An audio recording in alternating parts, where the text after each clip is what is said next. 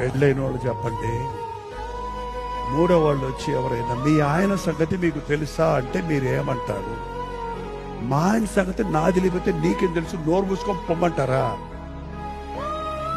నా భార్య సంగతి నాకు తెలియకపోతే నీకేం తెలుసు, పొర అంటారా? లేకపోతే ఏమైంది అని నోరు ఆవరించి వాడు చెప్పిన చెత్త అంతా వేసుకొని థర్డ్ పర్సన్కి చోటు ఇవ్వకండి భార్య భర్తలారా. మీ అమ్మైనా సరే, వాళ్ళ అమ్మైనా సరే, వాళ్ళ నాయనైనా, మీ నాయనైనా, మాలాంటి పాస్టర్లైనా, don't intervene. Husband and wife మీ ఇద్దరు ఏక శరీరం. ఈ చెయ్యికి తెలియకుండా ఈ చెయ్యి ఏమన్నా చేయగలదా? ఈ తెలియకుండా ఈ కన్ను ఏమన్నా చూడగలదా? ట్రై చేయండి. ఈ కన్ను ఇటు, ఈ కన్ను ఇటు చూసేటట్టు. అలాంటి ఐక్యత ఉండాలి మీలో. అప్పుడు అపవాదికి అక్కడ చోటు ఉండదు. ఇద్దరు కలిసి ప్రార్థించండి భార్య భర్తలారా. ఇద్దరు కలిసి ప్రార్థిస్తే అపవాదికి అక్కడ చోటు లేదు. నీ కడుపున బిడ్డలు గొప్ప వాళ్ళు అవుతారు. అప్పుడు మీ బిడ్డలు దేవుడి ఆశీర్వాదాలతో